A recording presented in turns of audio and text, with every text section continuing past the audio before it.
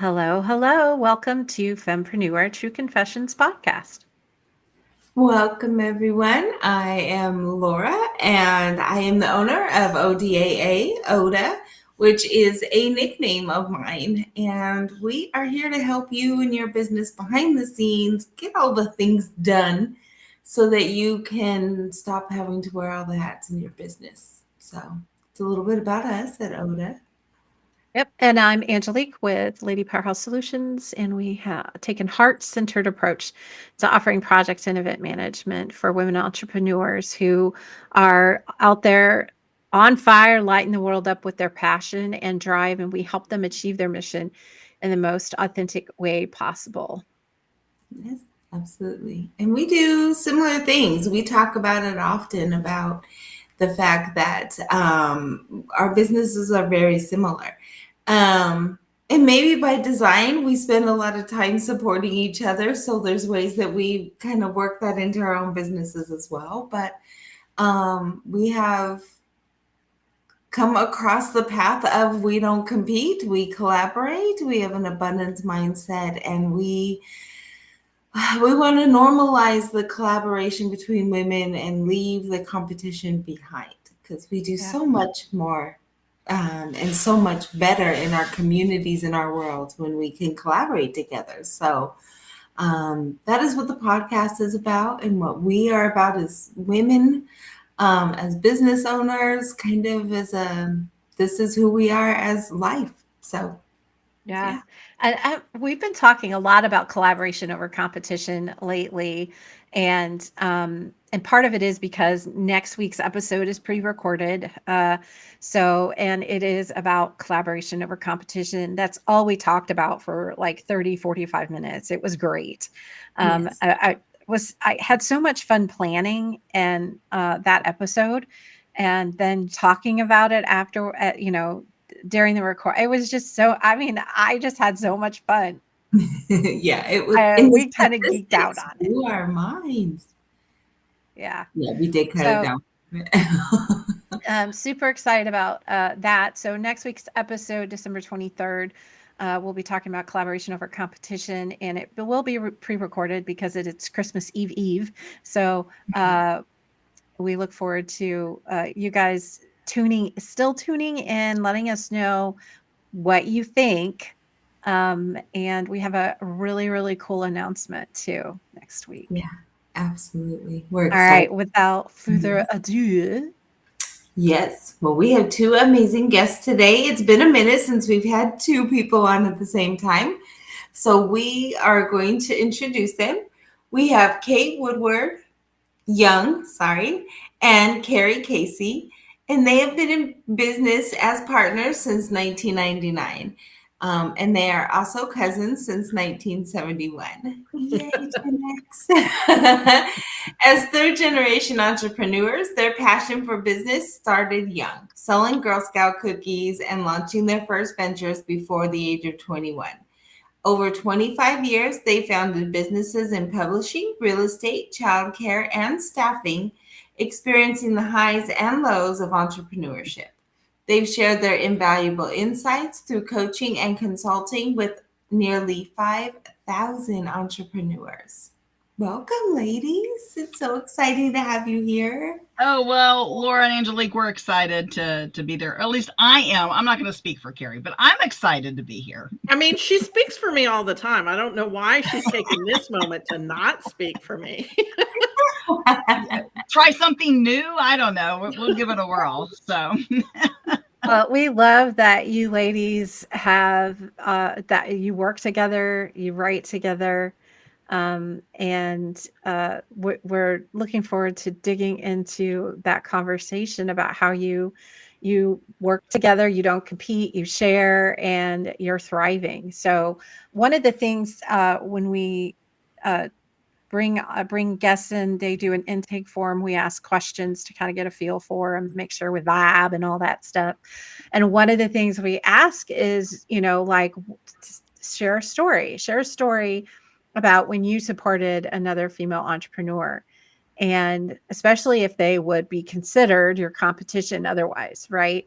um, And your answer was, not only do you share clients with each other, you also train other trainers.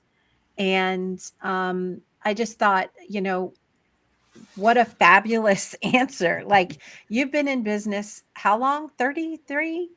Something like, I don't do the math. Kate likes to do the math occasionally. I don't. I just say since the 1900s, and that works. Ah! But like, if we're working with a client and it's not a great match for Kate or I, we also have other professionals that we're like, you know what, I really think that you would be a better fit for this person, or we've done what we can to help you, and now it's time to move on to this person. Right. We've got about, I don't know, 10 or 15 other mentors that we refer people out to, because not everybody is everyone's cup of tea. I'm a little loud and rambunctious, and if you're super demure and you've never said a curse word in your life, we might have a little bit of a difficulty because I'm going to be loud and in your face. So I've got a couple of demure people that I can refer you on to that are be a better match for you, because otherwise neither one of us is going to be doing our best work. Right. Yeah. I love that. And I we think said the same there's thing, like if we don't match you, like you said, if you've got somebody who's very quiet and not used to that kind of style, and you pair them with someone who's that way, and it's like, oh God, shock. I'm in instant shock.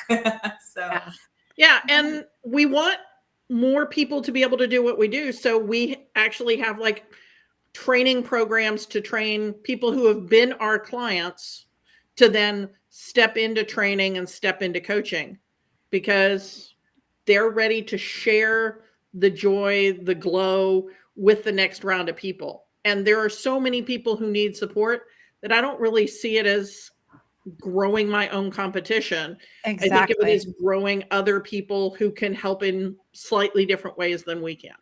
Well, and that brings us up even to one of the projects we currently have going, which is we've taken our business model that we've run for 22 years and are now finding partners in the other 48 states, because we have Texas and Oklahoma, and so, as well as territories.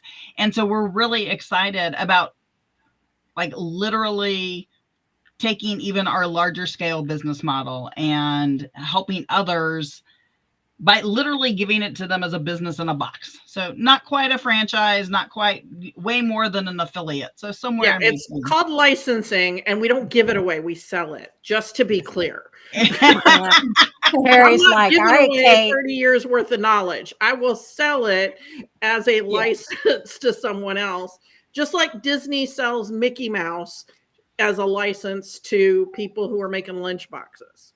Right. Yeah.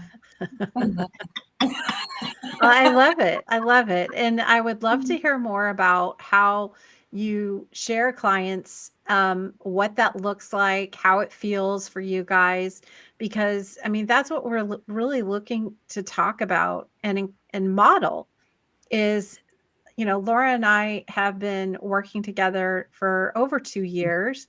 And neither one of us we're growing. We're both growing. That's the point. This fear of missing out, the scarcity mindset, is something that we perpetuate. It's not something that is done to us. And so we just changed our mindset. What is your story around that? Well, I think we probably could sit here and have dozens. I mean, it probably depends on, what decade we started in. But currently, which is, I think, the most exciting, as Carrie mentioned, we have mentors and coaches and consultants around the country with different personalities. And so, but they also have different skills and strengths. And even just Carrie and I, even though we have a lot of joint clients, if somebody is brand new into the childcare industry, Carrie is absolutely the person that they start with. If they're just generally starting a women-owned business, then they might end up with me. If they're looking to leave wherever they are and transition to something new, So maybe they've been in childcare and now they're looking to maybe leave one aspect and find a whole new career. And then they're going to probably maybe land more with me. Chances are they've had both of us. We've been in our current business situation for 23 years, the second week in January. So right around that, but we've been in business together for over, for 25 starting. I guess that's in January too. I'm not in charge of that. But Like, that's mathing. I don't do that. well, I do lots of math. I don't want to know how long I've been doing something. That's not math I'm interested in. But it's also like, so a lot of times when someone's reaching out to a coach or a consultant, they're reaching out because they have some sort of crisis going on. And what type of crisis it is determines what parts of that I'm going to help with and what parts of that Kate's going to help with. So say they're having a hard, they just had a mass exodus of like one whole classroom, practically everybody moved to another center. Okay. So again, childcare is where most of our clients are. So imagine that you're a teacher and you have 20 kids in your class and 17 of them leave. How is that teacher feeling? Right. What is that doing to your bottom line? What is the reason for that? All of those are things that we have to help them through, because the director or the owner comes in with I need to get 17 new kids in that classroom today. And we're like, whoa, yes, that's important. But Carrie's going to help you talk with the staff and with the existing parents and maybe do some exit interviews. And Kate's going to help you figure out who is the ideal client for that classroom before you're just sort of enrolling anybody, because not everybody is a fit for every childcare center. So when you meet with clients, do you meet with them together? Sometimes, but then they usually go home with a headache because we've given them way too much information, and it's that whole fire hose thing. Yeah. So we might do a 15-minute or a 30-minute with both of us. But if we go any longer with both of us in the room, we frequently overwhelm people accidentally. Right. Yeah, because we go at 100 miles an hour and they're still, trying to get the parking brake off. Right. So intake calls, sometimes we're both there, but day-to-day, week-to-week coaching, one of us is as much as most people can handle. Yeah. So on the back end, after you do like a free consult and you're like, okay, we can help you, or no, we can't, we're going to refer you. Then on the back end, when you're off the phone with the client and it's just the two of you. Now, first of all, do you guys work in an office together? Sometimes. No. I mean, we don't have a physical office. So we do have conference rooms and conference space that we use regularly. We also try really hard because, we mentioned that we're related, right? So we try really hard to not use family functions as meeting times.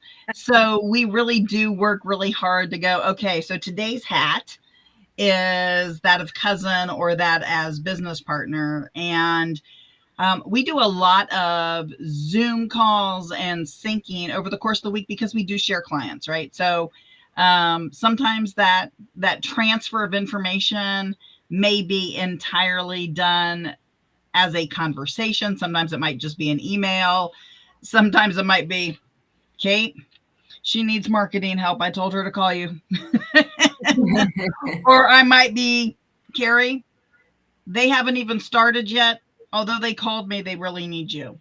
So sometimes we will do that as just a conversation with the two of us. Sometimes we'll do a full-blown virtual introduction if one of us took the fit call and are now doing it an external referral. But what's really nice is that because they have one company, they have one billing process, one scheduling platform, and they get all the resources in abundance. Like, they have access to the resources. They may not necessarily know what to do with them yet. Right. And that's where working with us on whatever their next project might be is advantageous. And so, that's kind of how that works. I mean, when we're doing podcast interviews, we have a similar setup where we might bring one or two people in. And again, together, that's a project we do together. So, and our books are together. Pretty much everything we do is together. Yeah. I don't remember how many we've written together. I've written a couple by myself. Kate's written a couple by herself. Hers are cookbooks that she's written by herself, and mine are children's books that I've written by myself for the most part. But yeah. Yeah. I mean, Well, I think we do the same thing, Angelique. Like, it is one of those where it's, Angelique, I think this person's probably better for you. I'm going to send an email over. Or maybe it's us. And then there's the things that we share, that where it's a complete share, like the podcast and things like that. And it's very interesting how they kind of fall in place. It kind of fell in place. Yeah. What I was going to ask was, without getting into numbers, maybe you could use percentages or something, but just out of curiosity. So how do you structure that? Like on the back end, how do you get paid? Is it a percentage? Is it based on how many hours you work? I mean, for women out there who are really thinking about collaborating with someone, that's useful information. And especially since it's not something that's out there being talked about much, I don't think. So I will take this one from a totally different collaboration. So I was actually part of a coaching collaboration, and there were 12 of us. And so the one coach is who had the big contract with the larger entity. And then we each did individual billing, but we knew going in what our rate was going to be.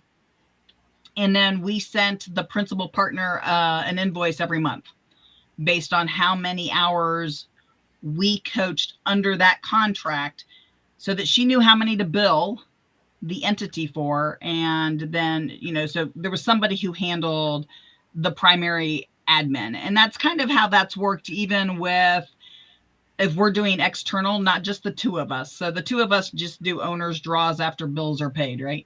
And so, but if we have another client or another coach, it would be a similar kind of thing where we would go, hey, this person needs probably 2 or 3 hours with you under what we've billed for them. This is what we'll pay you. And at that point in time, the coach or consultant can decide if that's in their range, if they're comfortable for that, because we don't want to go back and reprice or restructure everything for every client. But if we have a client that goes to them from the get-go, then that's a relationship between them and that collaborator. If we know from the get-go we're not the right fit. And for those who don't know what that means, when you say owner's draw, so after all the bills are paid every month, is it like you get whatever's left over, you take 50 and she takes 50 kind of thing? Yeah, or something like that. Yeah. Something, yeah. Okay. It depends on the month. Take every time, but yeah, it's kind of like our salary for the company that we own. Yeah. Okay. I'm part of a ghostwriting collaboration, and the way she structured it, I just freaking love it. So she's the one bringing in the clients. And then she pays a certain rate for the ghostwriting.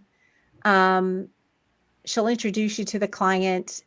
Then they decide which writer they want to go with that's on the team. And then there's also bonuses. So based on, there's the bonuses for however many books sell that go to the ghostwriter, but then there's a certain percentage that goes into a pool. So the more books that we sell as a publishing house, that goes into a pool and gets split evenly among the ghostwriters. And I don't remember exactly how that works, but it was such a neat idea. And I was just like, nobody's doing anything like this. And I absolutely love it, because having access to different kinds of ghostwriters who have different interests, strong, what do they call it? Strengths and weaknesses. it's important for somebody who's looking for a ghostwriter to be able to interview different people and go, I really think that her and she gets me, or he gets me, or whatever. So I thought that was a really cool, when you guys were talking about it, I was like, oh yeah, there's also this thing that, and I collaborate with another gal on another project as well. So just for those who are interested in doing it, I think women, especially women entrepreneurs, should be doing more collaborations. The music industry has gotten on the bandwagon with the collabs, right? There for a while, everybody was doing a song with somebody. Yep. You know, and there's people who have whole albums that are nothing but collab albums. And I mean, you know, if we're going to model after a female entrepreneur, we can all follow Dolly Parton. And I feel like we should have a saying that says, if Dolly does it, we should too. Carrie often will use the U.S. Army. I think we need to start saying, you know, we need to start going, well, if Dolly does it, what would Dolly do? Yeah. What would Dolly do? Right. Okay. She's probably like, I think we should tag her. I'm just saying. But I mean, I've been doing collaborations that were often disguised as collaborations, probably for 40 years. I mean, every grant partnership that I've ever been a part of, you know, so nonprofits write big grants. Yeah. I was part of very large contracts with AT&T, and they were, you know, they had subcontractors, right, that they had to have a certain percentage that were historically underutilized businesses, so minorities or women. And those were all under the disguise of collaboration. But what happened is that a lot of times people weren't really honest about what they wanted out of it, right? And so there would be sometimes ruffled feathers, or, you know, whoever wrote the collaboration always thought they were in charge. Right.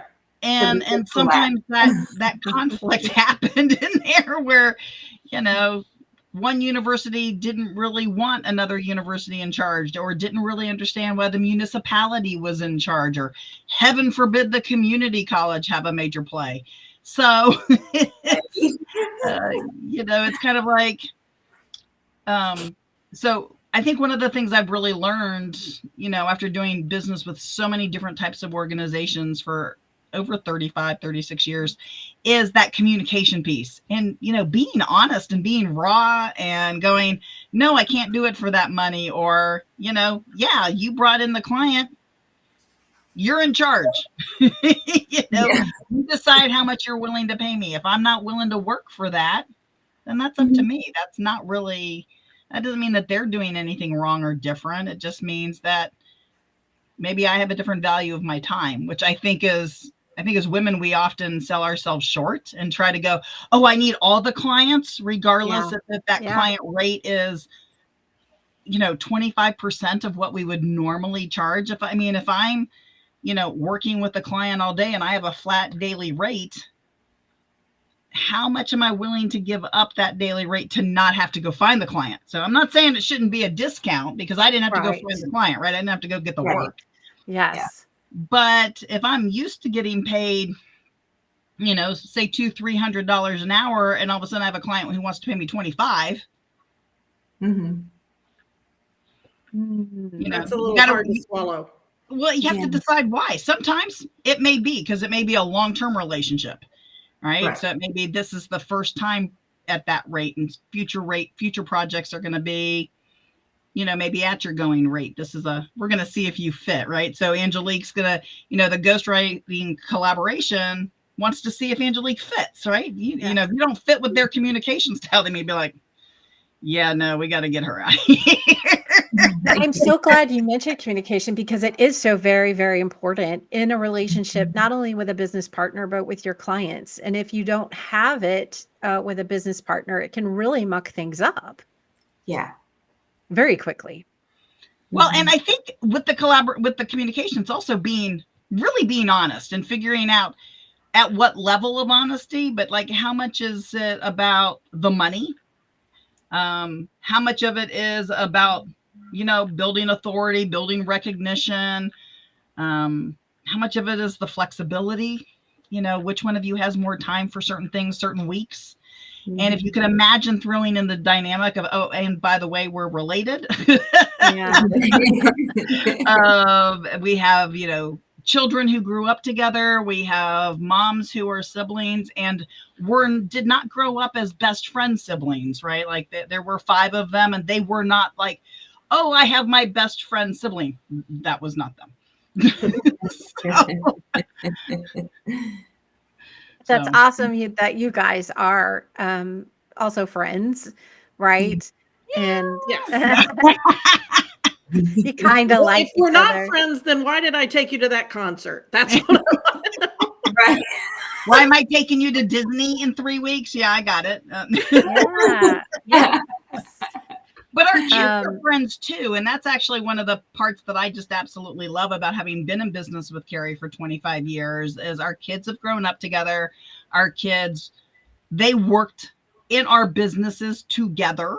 They've been a key part. So not only have we, are we 3rd generation, we're kind of growing the 4th generation behind us. On some levels in our business, we're helping them develop the skills, but we are really quick to go, well, you can go do that someplace else. You don't have to do that here. I don't have to be your boss. So yeah, I love it. Very cool. I think having that going is amazing for them because they're seeing it all along the way and in multiple families within your generation, which is, it brings that much more impact for sure. Yeah, our children don't know how to not have a side hustle.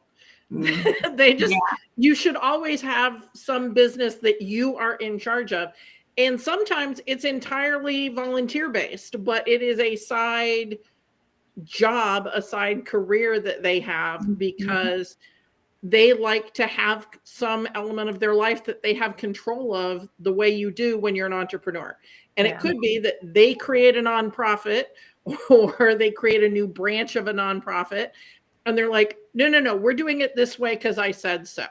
Or it can be that they, have tried various different side hustles as well as working with us.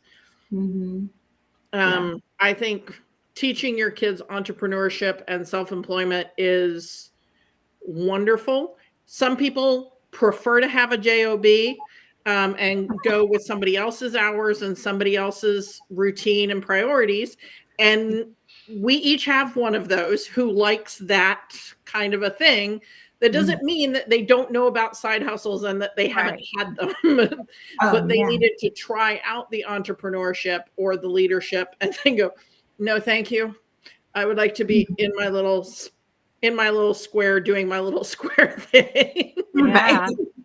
It's like once you start your own business, it's really hard to go back to a corporate being employed type of environment. For those of us who are listening to this podcast and participating to it, but my husband scurried his happy little self back to a job as soon as he possibly could. He did not like being employed.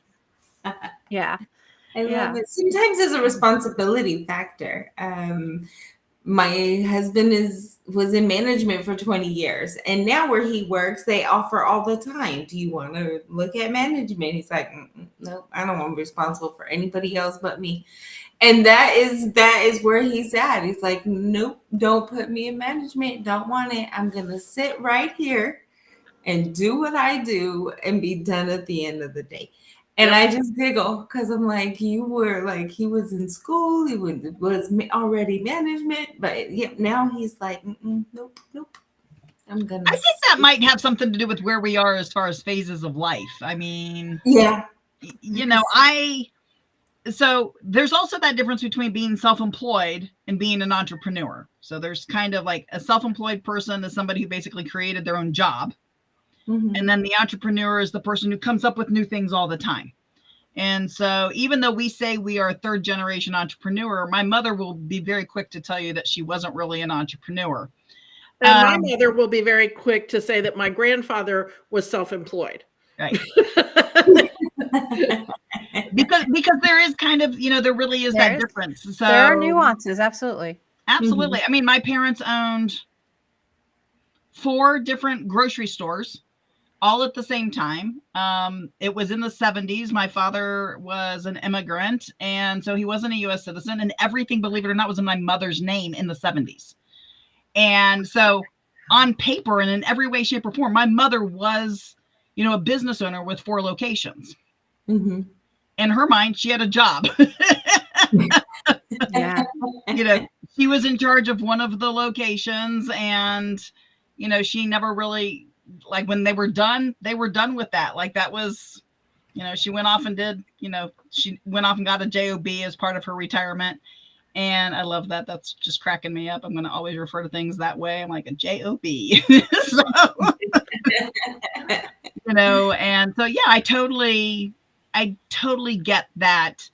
It doesn't work for everybody, but there's so many opportunities. I mean, I watched my parents being self-employed from, the time I was 1 or 2. I mean, I remember being 2 and helping front. I got down and I got to front all of the cans on the first shelf. That was my size. Yeah. And I think they liked it because that meant that they didn't have to get to the ones on the bottom. Yeah. Or push them back during inventory or whatever. And I just absolutely loved that. But I also got to see that they got to take 3 months off during the summer, and they got to go, in my mind, the way it translated to my little head as a kid was they got to do things when they wanted to. It wasn't that they didn't work, right. But, my father was a definite early bird, and he would go in at 3 or 4 a.m. and he'd be home by 10 a.m. And my mother worked my school schedule. So she went in when I went to school, and she was done when I came home.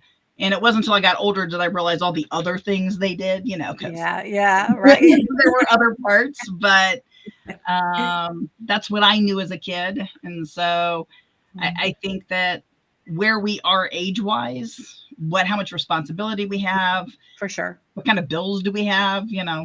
Right out of college with no bills is a very different, I'm going to be self-employed, versus I came out of college and I have lots of debt. I either need really self-employed or I need a job. Yeah. Who was it that said that the most challenging thing lately was becoming suddenly single after 23 years of marriage? That's okay. Kate. So I do want to touch on this because I think that this is something that we, just another one of those things where we don't want to feel alone, like we're the only one that's been discarded or abandoned, or however your, whatever your situation was like after being in a long-term relationship. So I want to give you a little bit of space. What you did say was that it was becoming suddenly single,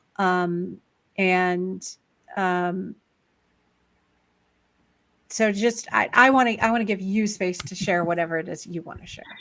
Well, so that experience actually, it was the kick in the backside to finally get this book written. So this book is From Oh Shit to I Got This, which is very much for female entrepreneurs who maybe have had a side hustle, which, even though Carrie and I have been in business for 25 years, it wasn't full time those 25 years. It was basically we managed side hustles.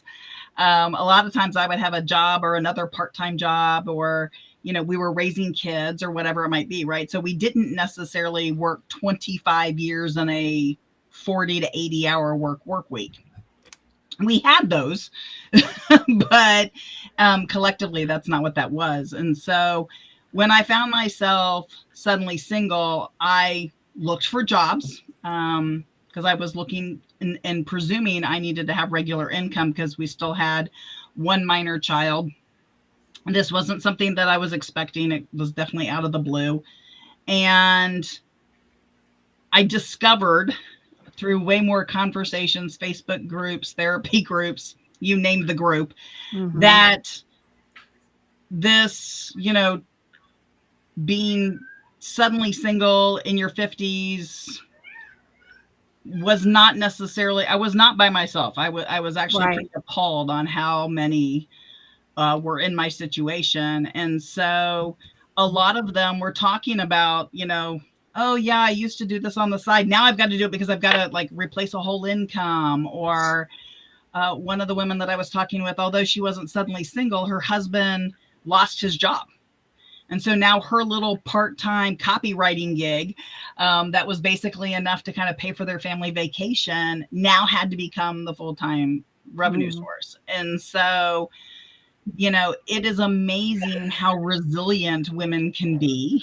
And For sure. I mean, this is, you know, regardless of what people think of social media, you can love it, you can hate it, it can be the vein of your existence, you know, but it really did help me go, wow, look at all these people who are similar in the same situation. It was when I got past the depressed point of, wow, this is really depressing that there are all these women going through this. I realized I had a skill set that could help a lot of them. And so I really, even more than normal, put myself out there to work with all women business owners like I did back in the 90s. Because that's actually where my career started, was as a certified business analyst with the SBA, early 20s, before my oldest son was born even. And, you know, and then I did that work in Texas and anyway, lots of different places. And it was just something that I knew how to do and never really thought about making it a gig. And we did it with women in the childcare industry. But again, it was kind of something we did along with our other stuff. Yeah. And so taking all of those stories, all the stories in that book are either personal or client based. And we just loved being able to go, hey, you're not alone. And here's where to start. And the very first part of the very first chapter is all on networking and finding a coach or a mentor, or, you know, knowing that you're not alone. And so thank you for giving me that opportunity. But yes, it was a definite, and I can have that conversation now after 3 years. You know, couldn't have that conversation there for that first year or so. But well, it's a grieving process. Any kind of you know, dissolvement of a contract, because that's what it is. There's a grieving process, and I think sometimes the longer that agreement's been in place, the harder that transition can be. So, well, thank you for sharing that. And ladies, thank you for being here with us today and talking about your partnership and your collaboration, and offering your expertise and wisdom to our listeners. And so one quick final question. Do you recommend the partnership thing, or do you feel like, you know, I don't. I'm going to let Carrie take this one, because Carrie's been part of, I think, 9 or 10. So I've only had 2. So.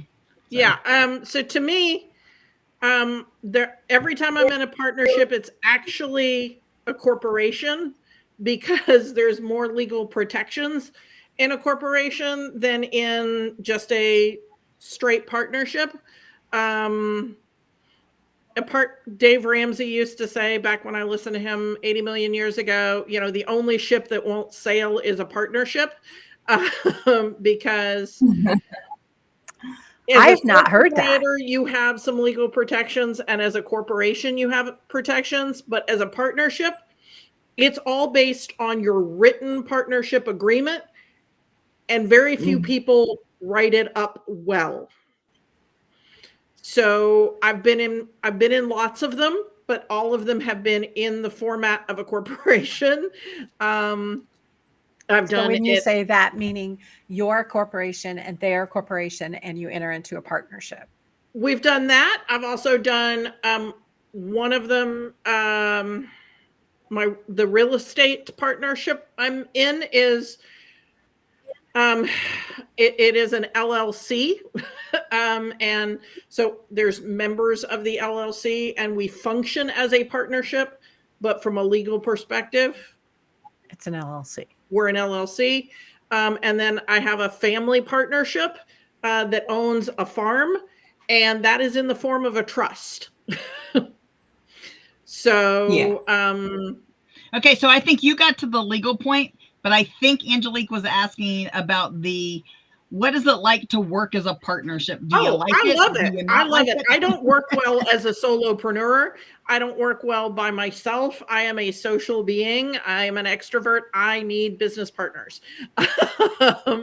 And so if you are a kind of person who needs social interaction, setting up peers as opposed to a hierarchy, I think is much more beneficial.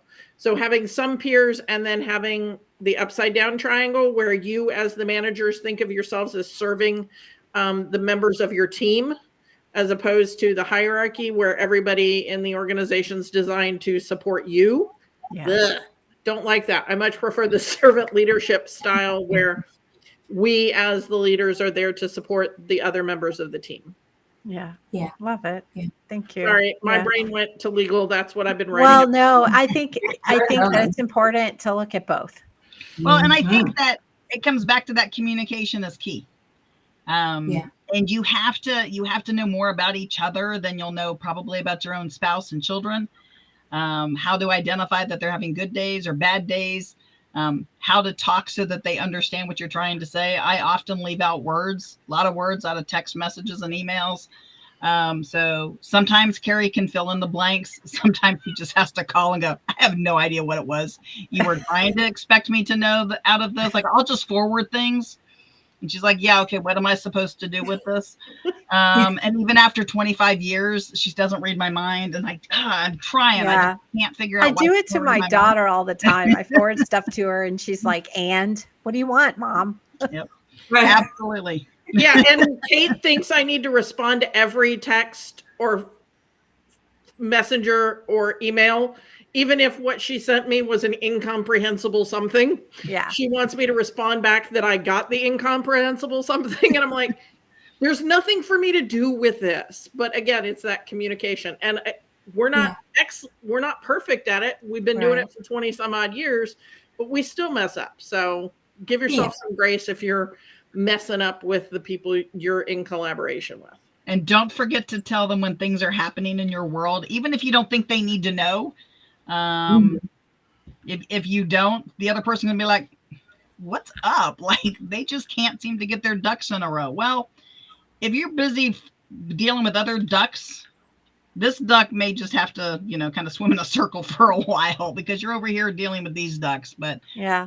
And we don't always, I think not just as women, not just as entrepreneur, but female entrepreneurs, I really think that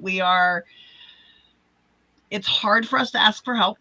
And I think it's really hard for us to maybe admit that we are overwhelmed or we're in a situation where we need people to help us. And maybe I'm just speaking entirely for myself, but no. On that note, what kind of help do you have? We have each other. We have each other. We have our extended family, and when we need it, therapists and coaches for ourselves. Yeah, I always believe a coach needs a coach. So if that is a role somebody's got, you need to have your own. Definitely. Again, if you have, if you have a significant other and or adult children, they do not need to be your therapist. They do not need to be your business coach. So if you want to stay married, find a peer at least to talk to when you're having business issues. Because if you've got a spouse who likes their job and they don't really want to be in management, I'm sure if Laura went into him and said, I have all these, what he would take as management issues, he's either going to tune you out or try to fix them. And really all you wanted to do was vent. So that's where you have Angelique to go, hey, can I just tell you about the stupid Oh my gosh, yes, we do that. Right? Right. But we have a lot of women in leadership who don't have that person. And so they try to use their significant others or adult children that way, which we want to keep those relationships. So, try to keep them together. If your goal is to become, maybe not so suddenly single, go for it. But I'm not sure that is what I recommend, but hey, I'm probably alone or very much the minority on that. We've had multiple conversations where, this pressure, this societal pressure to couple.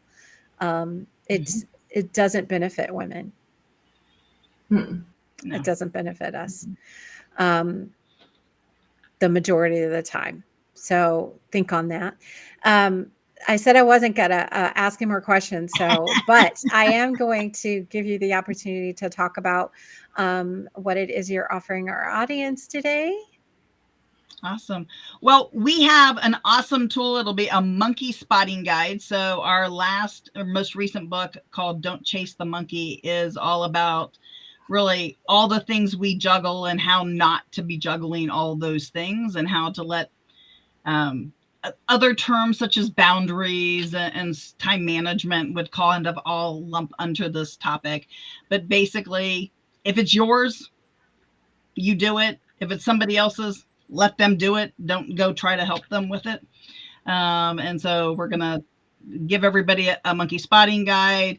And then can I do a plug real quick for our podcast and our other Absolutely.